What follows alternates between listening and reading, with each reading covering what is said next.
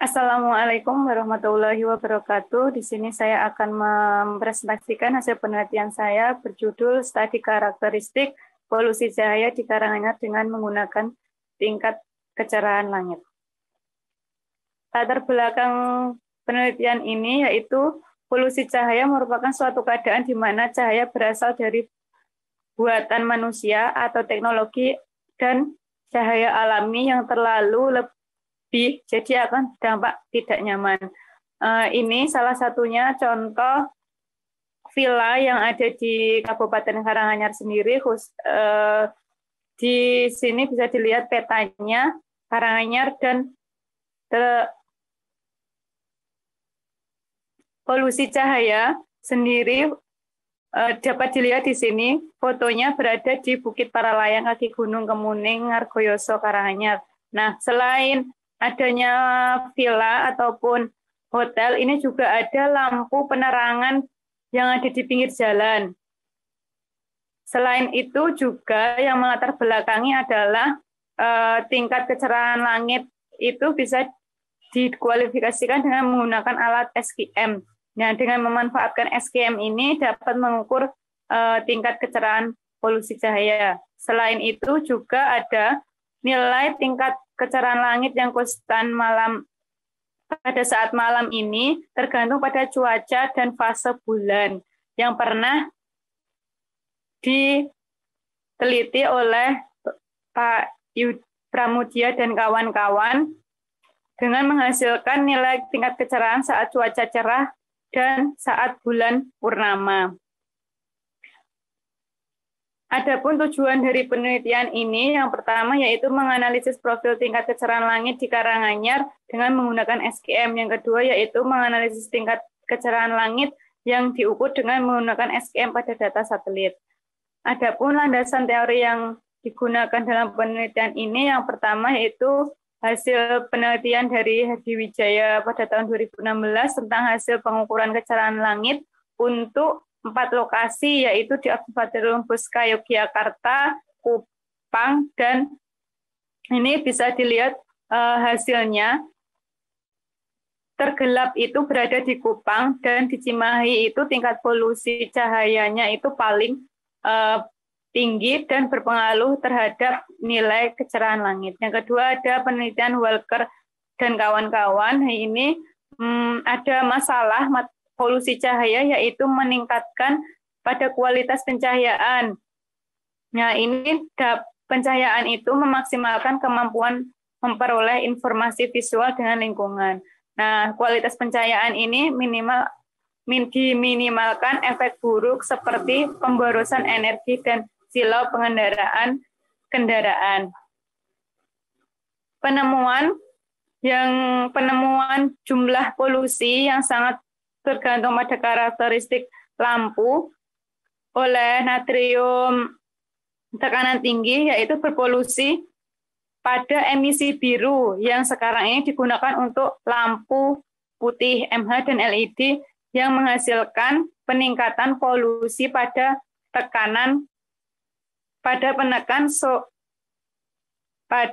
penekan zootropik dan melatronik lebih besar 5 kali saat ini.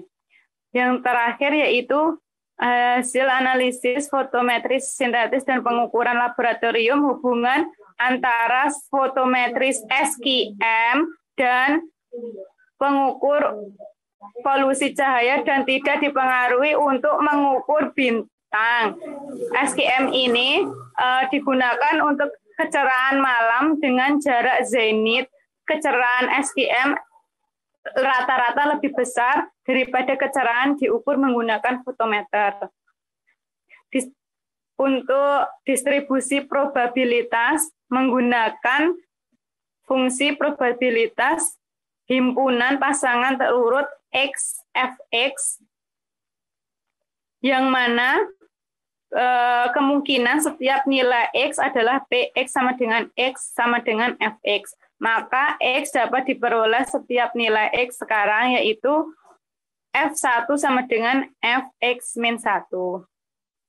Prosedur eksperimen yang pertama yaitu alat yang digunakan komputer Unihedron Sky Quality Meter SQM merupakan yang kedua adalah kabel konektor, yang ketiga adalah software Microsoft Excel, Stereo, dan Unihedron Device Manager. Yang kedua adalah bahan yang digunakan peralon dan tutup dan kaca.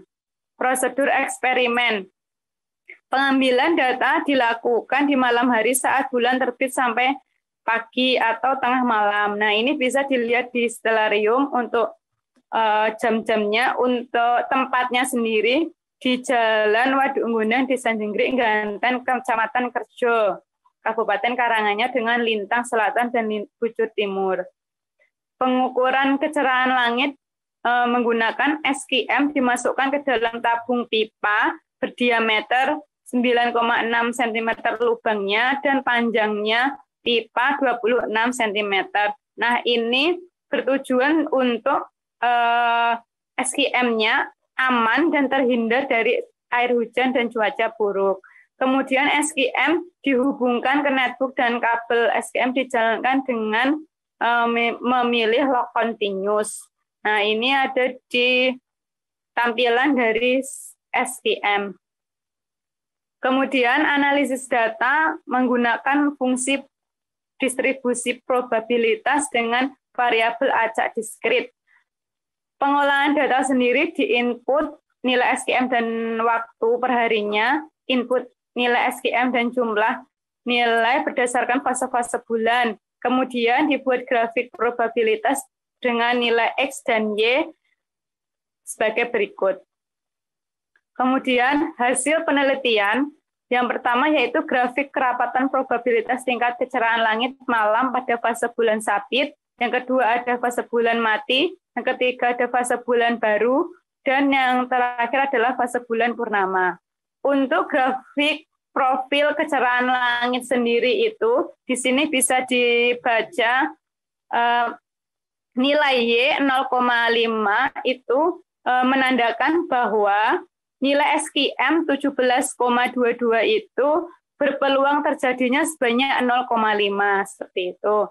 Kemudian pembahasan nilai tingkat kecerahan langit di Karanganyar yang paling tinggi probabilitasnya adalah 17,22 Mach per arsek kuadrat. Nah, ini untuk nilai satelit di Karanganyar sendiri itu 2190 Mach per arsek kuadrat. Nah, adapun nilai tertinggi yang pernah dicapai dalam penelitian ini adalah 20,99 Mach arsek kuadrat.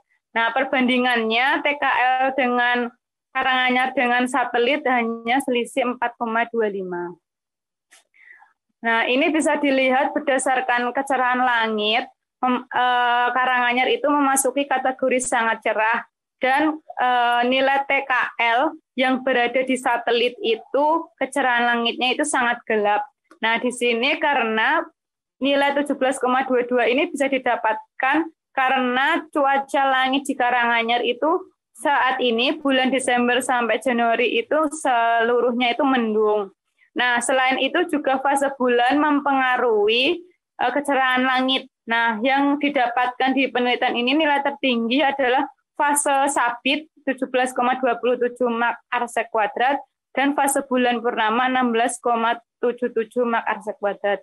Nah, pada saat penelitian ini fase bulan purnama dan sabit itu kondisinya sedikit cerah dan ketika bulan mati itu kondisinya mendung. Nah, kesimpulan dalam penelitian ini yaitu profil tingkat kecerahan langit di Karanganyar dengan menggunakan SQM ditunjukkan dengan grafik profil kecerahan langit tadi yang nilainya adalah 17,22 Mach per arsek kuadrat.